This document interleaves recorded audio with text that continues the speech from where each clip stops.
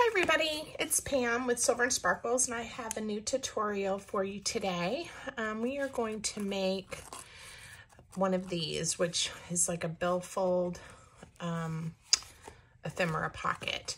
So I intentionally picked a piece of scrapbook paper that I've had forever that's two-sided.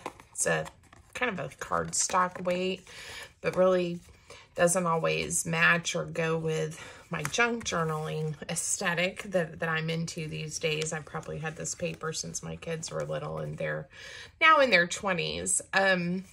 But I layered it with some other papers that I do like, and to just kind of challenging myself to use some of the things that I have laying around. So anyway, we're going to make one together today. There's lots of variations on this and things that you can do to really make this your own. So, all right. There we go. Cute, right? So it is easiest if you start with two-sided paper. This is cardstock, and I started off with a 12 by 12 piece, but what you need is a 12-inch by 5.5 inch. So one piece will make two, or you can use the other portion for some layering and pockets and things. So start with a 12 by 5.5 piece of paper. And this is another piece I've had around for a while, but I actually think I like it a little bit better. I definitely like the postcard and this color red with the polka dots. So the first thing you're going to do is we're going to score, and you want to lay it on your scoreboard, the 12-inch side, and you're going to score at 3 and at 9. Okay, so that's going to make your folds. And then you're also going to score, put it on the 5.5 inch side, and you're going to score at 1.5 inches. But what I'm thinking about here is if you have directional paper, and I do, and this 1.5 inch score is going to be that pocket that folds up. So what you need to do is, if this is up, and this paper doesn't really matter, but most of the postcard images are this direction. This one's upside down. Anyway, if you have a direction to your paper, turn it where the bottom is to your left, okay? And then score at 1.5 inches. I hope that didn't confuse everybody. 1.5 inches. All right, because you're going to see then when I go to fold this up, and we fold, and we're going to crease this really well here in a minute, but just to give you an idea, I wanted my direction to be this way. Okay? Well, hope I didn't confuse you. All right, so now that you've scored, you don't need your scoreboard anymore. Make your creases. Make sure you've got it folded nice along those scores. Make sure it's even. All right, and then we are going to use a pair of scissors, and we're going to cut out these two portions. It's a little hard to see on my paper, so to help with that, on camera, I'm going to just ink this to make it a little bit easier for you guys to see where I'm cutting. Okay? And you can do this for yourself if you need to, or draw a line if you're having trouble seeing it. Okay, and then another thing is when you're going to cut, this is going to be my pocket, to make it fold up and easier. I am cutting the score out, or the fold out. So the piece that you cut out is where you got that little bit of extra. Don't leave the little bit of extra on your billfold. pocket. Okay, so I went just to the outside, that fold, and now when I fold it this way, it won't be too bulky and make it difficult to fold. Okay. All right, so let's see how we're looking. All right, very nice. This one didn't quite fold or measure exactly perfectly, but that's okay. My original, there was a tiny overlap, and this one has a tiny gap. I'm okay with that. But if you're not, I'm not quite sure what the solution is, why one time it did it one way and the other it did it another way. I am going to use my corner rounder, and this is that 1/2 inch size, to get the corners round because I like that look. And then for my inside pocket, I want those rounded as well. So I'm going to just chop those off really quick. Okay. Now, that is your basic construction. It could not be any easier, could it? I'm going to do a little bit of inking while I'm talking. So you really are only limited now by how you want to embellish and what all you want to add to this project. I'm going to show you how to do the closure. There's lots of videos on how to do this type of closure, but I'm going to go through it again in this one for those of you that may not know how to make one of those using circles and some brads. This paper is interesting where the little postage stamps are. It's what the right word is, shiny, almost plasticky, and it's cracking a little bit where the folds are. Again, I don't mind that look. I like the vintagey kind of junk journal look, but you may want to think about what type of paper you're using if something like that does bother you. I just ink it up and keep on going. Don't let it bother me. I made one of these a while back, and I think I posted it like on Instagram or Pinterest. In fact, I thought I had done a video on how to make these, but couldn't find it or where I had posted it, so I'm doing one now. If I do have one on my channel, I obviously then didn't look very closely.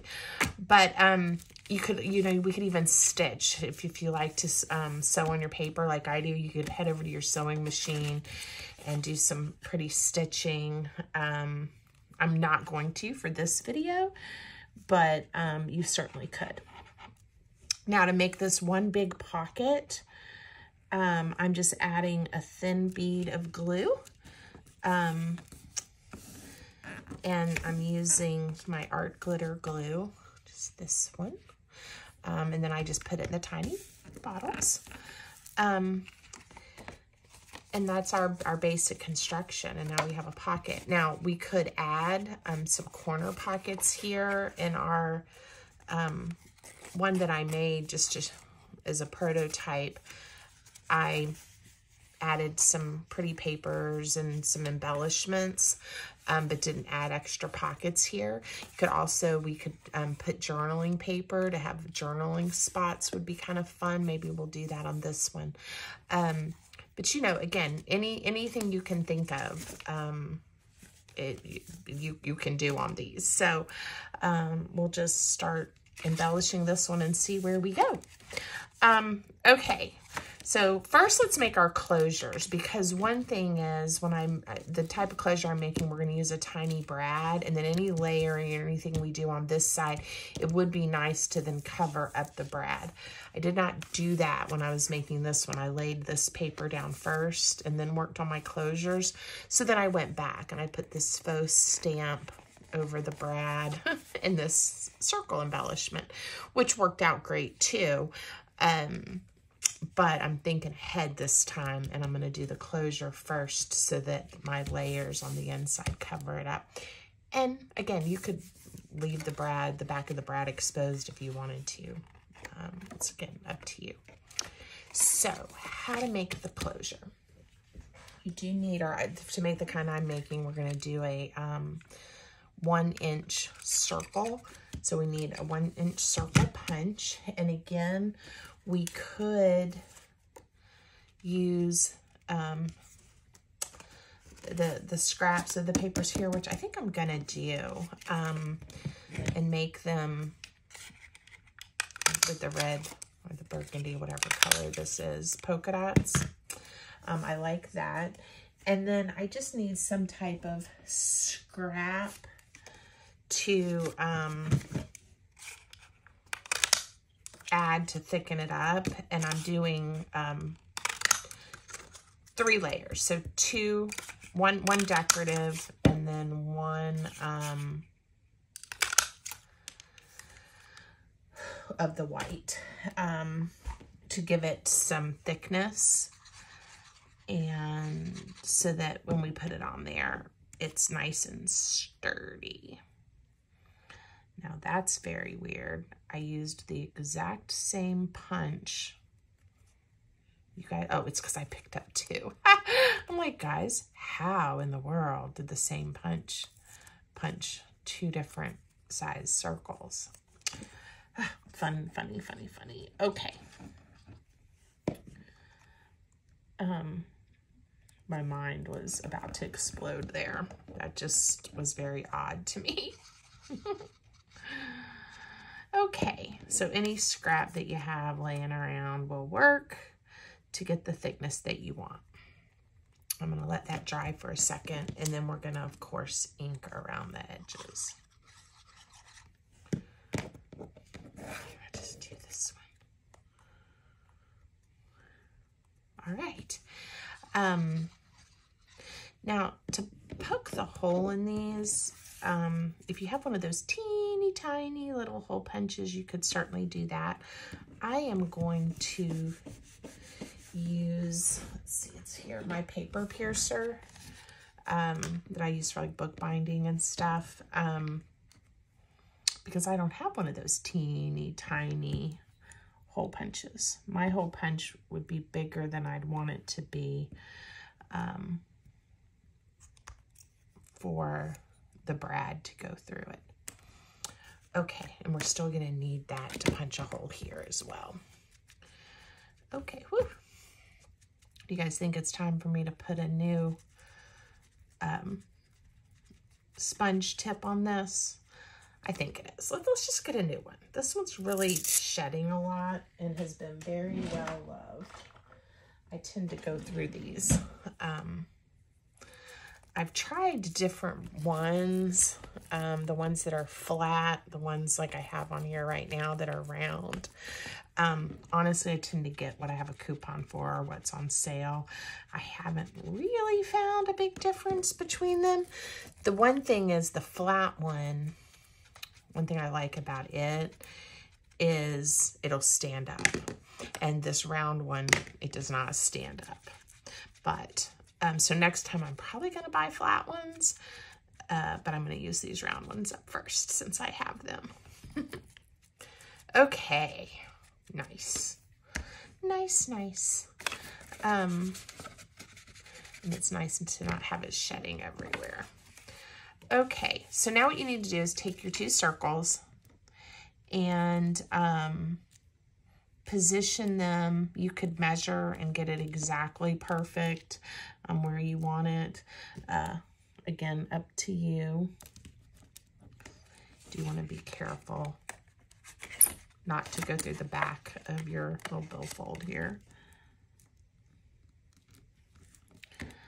All right. But I am using, again, the eyeball method, and I'm okay with that. All right. So pierce those. And then, like I said, you're going to need some little brads. And to decide what color I'm going to use. I think for this one, I'm going to use this color. bronze, maybe. It's like kind of a burnished bronze, I think. And you can see I've been crafting a lot today with my inky fingers. It's that easy. And of course, this just has the split closure. All right, so this is what I was talking about if we do it now, then any layering we do on the inside will cover that up. And again, not necessary, but sometimes it does, you know, it can get caught on things or not look quite as finished. And it definitely isn't going to go anywhere if you glue and layer paper on top of it, or if you leave it exposed, you could take it off, I guess, if you wanted to. All right, I like the polka dots. And at this point, we could go ahead and put the twine on, but I'm gonna wait to have it lay flat a little bit longer. All right, so I talked about maybe doing a journaling spot here. The question is, do I wanna layer some pattern paper first? I don't think I do. I think I'm gonna just use some plain paper, maybe some coffee dyed paper that I have, or some book page. I'm seeing what I have that I can reach without having to get up. I even sometimes will use the page with the number because I think it kind of looks neat. So maybe we'll do that. We'll have a 21 and a 27. That'll be fun. Give it some character. So I want my piece of paper to be about 2 3/4 by 3 3/4. So I'll just, again, line it up, and I am going to use my ruler. 1, 2, I said 2 3/4. Yep. And that's a perfect there. And then I need 3 3/4. And I don't care if the number is centered or not. So I'm going to just do the 3 3/4 off of one end. If you wanted, obviously that's centered, I could have taken a little bit off of each end. All right, and I'm going to corner around these 2 corners. Oh yeah, that'll look nice. And I'm gonna ink it. And then we have the opportunity, if we want to journal or add a quote or some pictures or just collage on it later, it gives a nice background for that. And we certainly, if we want to, could add some embellishment too. So we'll see. And we'll get this down good. This is old book page. I wouldn't necessarily, it's not super fragile. So it's not like 100 years old. It's probably, I don't know when this book was from, but probably the 90s maybe. So it's old, but not super, super old. And this is the same measurement. So I need 2 3/4 by 3 3/4. 1, 2, 3 3/4 should be here. Okay, and I'll save these because these will be great to write quotes on and add words to some of my collages and things I make later. I rarely throw a scrap piece of paper away. And if you could see the other side of my desk over here with all of my scraps and extras, you would know that as a true statement. I do not like to throw away even small pieces of paper. I try to really not save something that truly I can't figure out a use for. I used to make some handmade paper where you put all your scraps, you know, and make your own paper out of the paper, what is it, mulch you make or whatever. I haven't been into that lately. Woo! Lovely Pam. Got glue all over your mat. But I guess those little tiny slivers would be good for that. But I'm not saving those these days since I'm not making paper. This is where having a baby wipe would be helpful. You see it on my mat. You can tell I don't clean it very often, even when I drop glue like that. Okay, I like how that's looking. I do want to find some things to tuck in here. I'm not sure how well these are going to coordinate, but it will show you. This one's a little too wide because of how I brought the glue around the corner. If I had stayed over here, this one would have fit, but it's okay. I did want to show you how nice larger pieces do fit in this pocket though. So we're just going to tuck these in. It's a nice treasure. I think a word or something here would be nice to kind of bring the person in. How about wisdom? I like adding words and thoughts and inspiration to my work. So maybe whoever has this tucked inside their journal for extra ephemera and a journaling spot, well, we'll like that. Let's see, we'll put it right there. It just adds a little extra. And I have all kinds of little doodads and things that I've made. Let's see if anything kind of coordinates that we might want. This has got some red. See the front, does the front need anything? I think we're gonna just put this at a little bit of an angle and glue it down to give it just a little something extra. Okay, when you open it up. That's always fun. Whoops, I just dropped a whole little box of washi tape that I'm gonna have to pick up later, all over the floor.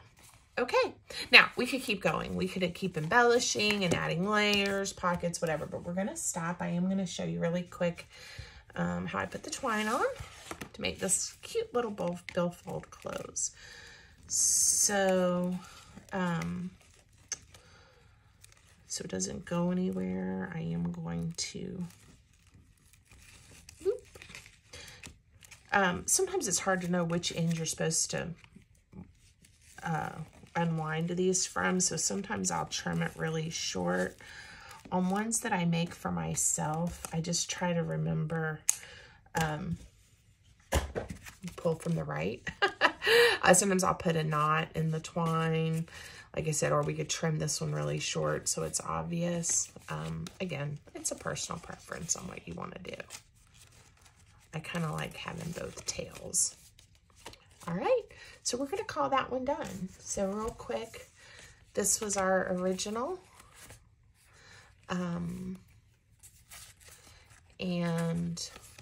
And then, oh, God, goodness. This is the one we made. Well, this is the one we made together. So, still nice and thin, easy to slip in a junk journal or send as a happy mail, a nice standalone item.